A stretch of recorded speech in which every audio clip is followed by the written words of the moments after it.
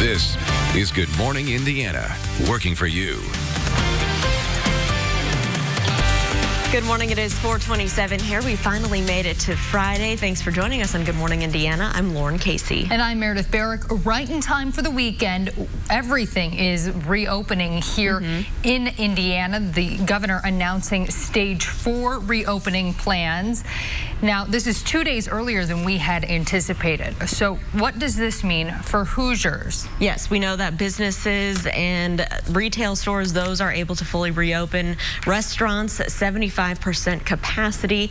And we know several other more like entertainment places that are able to open finally. That includes museums and playgrounds, different places like that had been closed really since early March. So a lot of things reopening, and we do have great weather if you are trying to maybe go out to the playground for the first time. And so let's check in with Todd right now. Todd, yesterday was gorgeous, and I'm so excited because when good weather falls on the weekend, it's always a good thing.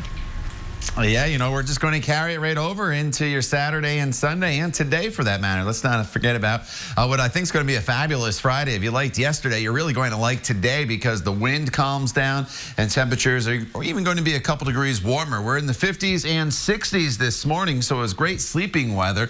Pay no attention to those green spots you see near Lafayette, which would normally be rain. That's just some feedback with the clear skies on the radar this morning. There is not a cloud to be found. We'll keep the skies mostly sunny throughout the entire day today. Temperature gets up to 84 degrees. That's a couple degrees above normal, but the humidity today is extremely low with dew points that are going to be in the 40s. So the air is very dry. So get outside, enjoy the sunshine. If you are outside, though, remember the sunscreen. A lot of times you forget it with the low humidity out there. So make sure you put that on. We'll talk more about your weekend forecast and beyond coming up in just a little bit. Todd, thank you. There is a lot going on right now in our world. One major topic is systemic racism, and a lot of kids have questions as to what these protests are about police brutality and why some people are treated differently because of the color of their skin. So our Kelsey Anderson is speaking to a child psychologist about different ways you can talk to your kids about what's going on, about these different issues, sort of age-appropriate ideas and books for them, discussions that you can have, because there's always a good time to talk about these types of issues. This is stuff that they're going to see as they get older, and so even really young kids, there's ways you can talk to them. So we're going to be talking to the expert to give you some ideas as a parent, because we know this is really heavy even on adults, so we know kids are probably feeling this too. Another story we'll have for you is part of our Rebound Indiana series, and we're taking a look at how the pandemic, everything going on, is impacting people who have addiction. So we're taking a look at how they're getting naloxone out to people who need it, part of Overdose Lifeline. Amanda will have that story for us coming up in the 6 o'clock hour. This is Good Morning Indiana, working for you. Today, the state will take another step forward in Governor Holcomb's back on track reopening plan. Now at 4:30, we're breaking down everything you need to know as we enter stage 4. Plus, as the rest of the state moves forward with reopening, Marion County is still a step behind. Working for you when Mayor Hogsett expects the Circle City to enter stage 4 and the effect recent protests could have on our progress. Look at the generation right next to you. They think we're going to stop. They want us to stop. But I got to tell you something. This generation will be the last generation to experience what is going on, y'all. And young people are stepping up, leading protests against police brutality and racial inequality. The message they want you to hear this morning. It's 4:30 on your Friday. Thanks for joining us. I'm Meredith Barrick. And I'm Lauren Casey. Todd Clausen is joining us from home on this Friday. And Todd, you're bringing the good news today. Yeah, you know, it's good news today. It's good news through the weekend. And then even into next week, the weather forecast is in pretty good shape. So my job's pretty easy here the next couple of days after what was a pretty active earlier part of the week with those storms moving through. Right now, you see the temperatures are sitting in the 50s and 60s. 62 in Martinsville, 58 in Bloomington, as well as Greenfield. 62 is the current temperature up in the Peru area. And as we go throughout the day, these temperatures are going to warm very quickly. So it's been great sleeping weather the past 2 nights. I hope you gave the air conditioners a break and opened up the windows. And in the satellite radar picture, you see there's not a whole lot going on. There's a few clouds up there off to our northeast by Toledo, and that is just about it. And as we expand out, you'll notice that there's not much off to our west with high pressure that is in control. So throughout the day today, we will just enjoy sunshine from start to finish with high pressure a little more on top of us here today. That is going to cut the wind out. Yesterday, there was still a little bit of a breeze out there.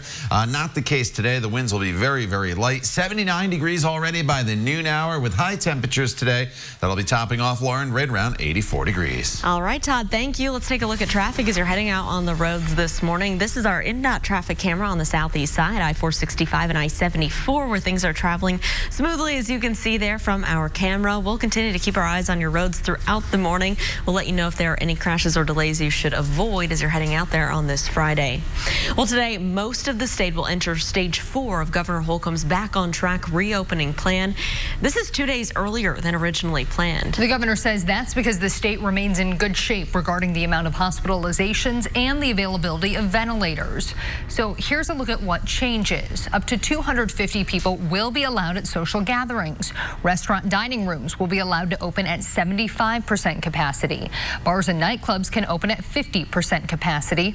Retail stores and malls can open at full capacity, and tourism sites like museums, zoos, and aquariums, as well as movie theaters, bowling alleys, amusement parks, and water parks will open at 50% capacity.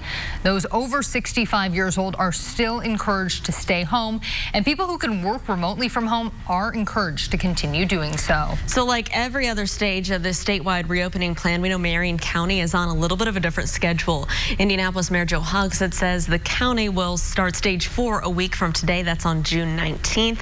Marion County has the most positive cases of COVID-19 in our state at more than 10,000 recorded so far, and the state reports more than 600 deaths in Marion County. But Dr. Virginia Kane says the county is also seeing a decline in the ER visits, hospitalizations, and day-by-day cases, which is allowing us to move forward. When asked about whether the city is expecting a surge in COVID-19 cases due to the protests, Dr. Kane said they are still waiting to see. We are monitoring the situation very carefully, and we should know definitely probably within a week or 10 days whether we're seeing any negative impact or increase in cases related to those individuals who participated in the protests. Well, Dr. Kane also reminded people that they can take advantage of free COVID testing across the county. We have a list of all those sites right now on the IndyChannel.com and also at the RTV6 app. As for what the school year could look like next year, Mayor Joe Hogsett says that his team is still reviewing the data and they haven't made any determinations yet. They hope to have a more definitive answer by mid-July. As concerns over a spike in coronavirus cases grows across the country, Wall Street is taking a tumble. Thursday, the Dow plummeted more than 1,800 points for its worst day since March. Stocks had been rallying at a rate many skeptics said was unsustainable and didn't reflect the dire condition of the economy. The U.S. Labor Department reported an additional 1.5 million people filed for unemployment last week, but it was the 10th straight weekly decline as more businesses reopen. Since mid-March, when the pandemic began to take hold, more than 44 million people have filed claims for unemployment benefits. The Federal Reserve says the road to recovery would be long. Here at home, Hoosiers are still filing for unemployment in unprecedented numbers. New figures from the Department of Labor show more than 23,600 people in Indiana filed initial claims for unemployment last week. That's actually a slight increase from the previous week, which saw more than 22,900 Hoosiers file. In the weeks since the pandemic began, more than 750,000 people in Indiana have filed for unemployment. To put that into perspective, about 191,000 people filed for unemployment in all of 2019. If you've been affected financially by the coronavirus, we are here to help. WRTV is teaming up with Kroger to support second helpings. From June 15th through June 21st, you can round up your grocery bill or select a donation amount of your choice when you're at checkout at select Kroger locations. Those proceeds will go directly to second helpings. WRTV and the Scripps Howard Foundation will match up to $12,000 in donations. And you can find more information on the IndyChannel.com/feedinghoosiers. Today, Indianapolis Indianapolis Public Schools is encouraging students, parents, and community members to take part in an honest conversation about race. The district is hosting a virtual discussion on Zoom at noon. Speakers include IPS board members, the superintendent, and director of the district's Racial Equity Initiative. There will also be a Q&A session. You must register for a link to participate. You can find that information on our website at theindychannel.com. You can make a change, and especially it starts within your community, and then you just go spread it wherever you can. 2, 4, 6, 8, stop the violence, stop the hate. Across central Indiana, communities are showing up in a big way for the rallies in their towns demanding racial equality for all their neighbors. And some young people are the ones leading the way in some areas, organizing the protests, hoping to see change for the better. Yesterday, groups here in Perry Township and Avon hosted demonstrations focusing on race, diversity, and equality. Attendees watched and listened as their friends of color talked about personal experiences with racism and how the deaths of people like Ahmaud Arbery and Breonna Taylor affect them. There was some pushback, but organizers made it clear they were not going to let anything stop them from being heard. People up here telling us, don't come to Avon, don't speak, stay home, stop it. And to those people, I want to tell you something. I want to tell y'all something. Look at the people to your left and to your right. Look at them. Look at the generation right next to you.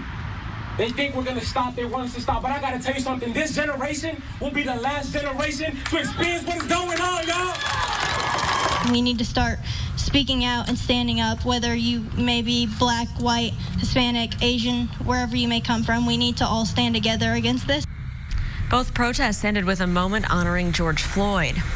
President Trump stirring up some controversy with plans for his first campaign rally straight ahead, while some say the stop could divide some people instead of uniting them.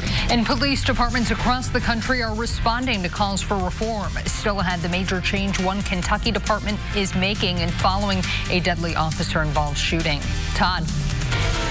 And Meredith, our normal high temperature this time of year is 81 degrees. We'll be a little above that today, a little below that throughout the course of the weekend before the temperatures start to climb again and next week. But all in all, a terrific stretch of weather with lots of sunshine and low humidity. We'll break it down for you coming up when Good Morning Indiana continues. The time now is 4:38. Stay with us. We're back in just a couple minutes. Hoosiers only on RTV6. It is 4:41. Let's take a look at traffic right now on our roads. This is south of downtown, I-65 and Keystone Avenue. Off at a distance, you see some flashing lights in this construction zone, an active scene this morning. So just use caution and take it slow, whether you're traveling northbound or southbound. There's a big traffic shift, and we have some lane restrictions, so just use caution as you head through that area. The nation is remembering one of the deadliest mass shootings in U.S. history. 4 years ago today, a gunman opened fire inside the Pulse nightclub in Orlando, Florida. 49 people were killed inside of the LGBTQ nightclub. More than 50 others injured. Police shot and killed the gunman, Omar Mateen, during the events of that night. In honor of the shooting victims, all flags will fly at half-staff in Florida today. The Orlando community also plans to hold a virtual tribute and a remembrance ceremony. This morning, a two-day manhunt for a California man suspected of shooting multiple law enforcement officers, killing one person, is over. That manhunt for 26-year-old Mason James Lyra started on Wednesday in Paso Robles after police say that he shot a sheriff's deputy in the face during an ambush-style attack. Then on Thursday, while fleeing, investigators say that he shot 2 officers and another sheriff's deputy. Police also linked him to the death of a 58-year-old man who was shot in the head near a train station. Lyra was shot and killed on Thursday night while trying to escape his hiding spot in a riverbed. All of the injured officers are expected to recover. President Trump is returning to the campaign trail next Friday, June 19th, and his first stop will be in Tulsa, Oklahoma. But the date and location are stirring up some controversy. June 19th, or Juneteenth, is the day the Emancipation Proclamation freed U.S. slaves. And Tulsa is the site of one of the worst massacres of African Americans in U.S. history. Back in 1921, a white mob massacred as many as 300 black residents and torched several businesses and homes in the Greenwood district known as the Black Wall Street. Supporters of the president say the time and place are fitting, but critics worry the rally will stunt Tulsa's progress amid recent tensions. It's a meaningful day to him, and it's a day where he wants to share some of the progress that's been made as we look forward at more that needs to be done. I'm sure the president's going to say something that's going to be divisive. This is just a throw cold water on all the things we were trying to do, and put a halt to the momentum that's going. The president's campaign maintains the timing and location of the rally are deliberate, and his team views it as a chance to tout his, quote, record of success for Black Americans. Now to the push for police reform. More departments across the country are making changes in the wake of George Floyd's death and the ongoing protests. That includes Louisville, Kentucky, where the department announced a major change following the shooting death of Breonna Taylor. ABC's Kenneth Moten has the latest. This morning, new limits on police in the wake of Breonna Taylor's death. Say her name! Breonna Taylor! Officials in Louisville passing Breonna's law, banning all no-knock warrants. Taylor, an EMT, was killed during a drug raid, officers barging into her home unannounced, even though the suspect was already in custody. No drugs were found. Where is your emergency? I don't know what's happening. Somebody kicked in the door inside my girlfriend. The officers involved now facing new backlash over this police incident report, which is nearly blank and missing key details. I think it's insane. Why would you want to enter into a home in the middle of the night without announcing yourselves? The report lists Taylor's injuries as none, even though she was shot 8 times. Officers used a battering ram to break down her door, but under forced entry is checked no. The officers have not been charged. And this morning, another case of alleged police abuse of power in the spotlight. Why are you putting handcuffs on?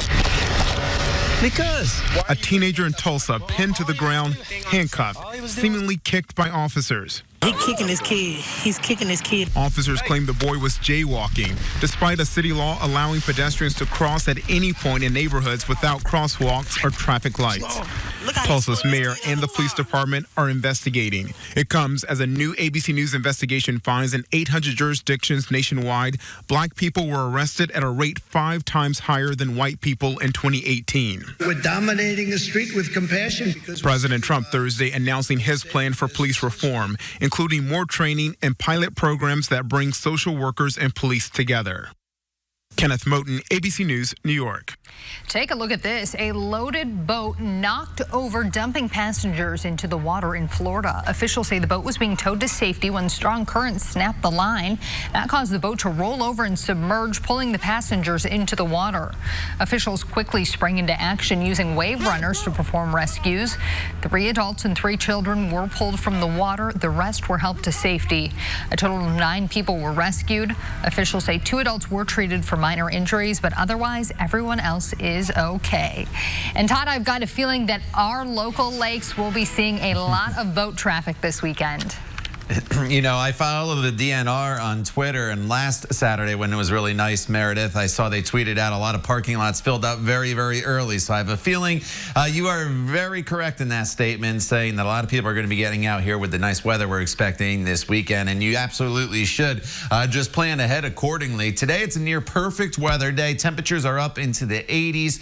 It's slightly cooler over the weekend, but still a lot of sunshine and very comfortable. And then next week, the temperatures take a big jump once again as we could approach 90 degrees. So kind of take this little break in cooler temperatures in the next couple days and kind of soak them up a little bit, because the heat is coming back and the humidity a little bit as well. And I'll show you that in your 7-day planning forecast in just a few minutes. Right now, 61 in Indy, 58 is the current temperature in Bloomington, 62 in Lafayette. Everybody in and around the metro area is sitting generally around 60 degrees. A little pocket of cooler air from Fishers to Greenfield over to New Pal, where the temperatures are at 57 degrees. So the skies are completely clear here this morning, and there's really nothing going on across the entire region. There's a few showers up near Green Bay. Those will not play an impact in our forecast really much at all. High pressure is in control. There is a weak little cold front where those showers are here in Green Bay, and that is going to drop through the area late tonight, early tomorrow morning. As it comes through, there will be the chance of just a little more in the way of cloud cover, I think, to start Saturday morning, but it's going to move out very, very quickly. Today, though, sunny skies from start to finish. It's a beautiful day, near 80 already by the noon hour. Then we'll go up a couple more degrees during the afternoon to high temperatures that'll eventually be topping off in the low to mid 80s across the area. Now, tonight, if you have plans, sunset is a little after 9 o'clock. Once the temperatures once we get to sunset, the temperatures, they'll start to cool off pretty quickly across across the area. And eventually tomorrow morning, you'll wake the temperatures that will be in the 50s for us. So going forward into your weekend, tomorrow, as I mentioned, there could be a little more in the way of cloud cover. But when I say that, we're talking about going from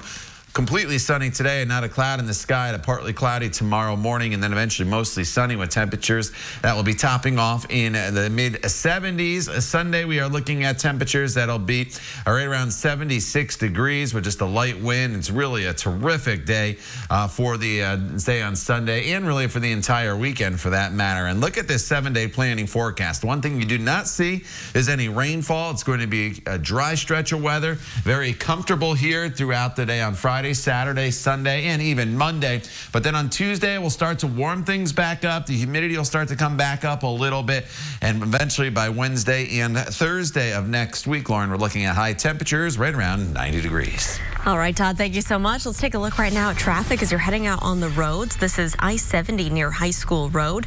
You can see the traffic is moving along smoothly. Keep in mind, we do have the eastbound lanes of I-70 still closed. That'll last through the weekend and next week. That's for a major construction project between Ronald Reagan Parkway and the South Split downtown. You can take that collector ramp to I-465 as your detour to get around this project. It is all set to wrap up on June 28th, so we have a little bit more to go until we get to that reopening, and of course we'll keep you updated.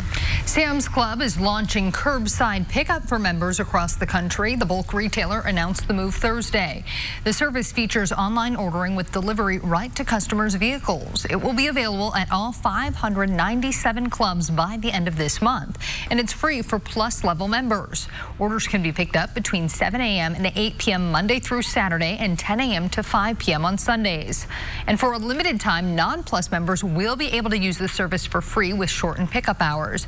Those are 10 a.m. to 8 p.m. Monday to Saturday and 10 a.m. to 5 p.m. on Sundays. All right, Meredith. Well, do you remember the Tamagotchi virtual pets from the 90s that just lived on electronic devices? Well, they're coming back. The new pets are called Tamagotchi on Wonder Garden. They cost $60. They'll be available in July. The virtual animals have modern graphics and the ability to connect to an app. It can also get married, raise children, who will later grow into adults and continue the family tree. It's never ending. The difficulty level isn't as tough as the original toy. In the new version, you can drop off your pet at a hotel for daycare. I certainly don't think, and I certainly hope, that my parents did not spend $60 I know, I was gonna back say, it in the seems a little mid-90s steep for a Tamagotchi for me. Yikes. Yeah. Okay, well, speaking of a blast from the past, get ready to break out those side ponies and parachute pants. Coming up, the details on a COVID relief benefit concert that's going to take you back to the 80s. The time right now is 4:52. We'll be right back. Dealer.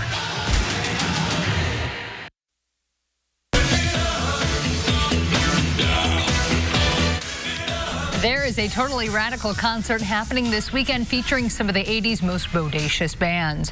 Wang Chung, A Flock of Seagulls, and many more are putting on a virtual benefit concert. It's all to raise money for COVID-19 frontline workers. Wang Chung, known for their hit Everybody Have Fun Tonight, teamed up with New Shoes singer Valerie Day for a remix appropriately titled Everybody Stay Safe Tonight. The Back to the Basement virtual benefit concert premieres this Saturday, June 13th at 2 p.m. Eastern. You can catch a replay Sunday at 7 p.m. Eastern. All right, Todd, let's check in on that weather. And it's a great forecast for us here throughout the course of the next 7 days. A little bit of everything in this forecast with the exception of rain. We have a bunch of nice comfortable days with temperatures in the 70s and 80s through the weekend. And then for those of you who like it a little bit hotter, the tail end of the forecast is for you as we start to warm things back up by the middle of next week to highs near 90 degrees with also a little more in the way of humidity. But definitely if you have flowers planted or your grass is out growing, you're definitely going to want to water that or the grass will stop growing and get a little brown. Mine's already starting to brown up with the lack of rainfall that we've seen the past couple days in spots. So you're definitely going to have to water the plants, but otherwise enjoy the sunshine and this nice sunny stretch of weather that takes us again all the way through the middle to end of next week. Time now is 4:57. You're watching Good Morning Indiana right here on RTV6.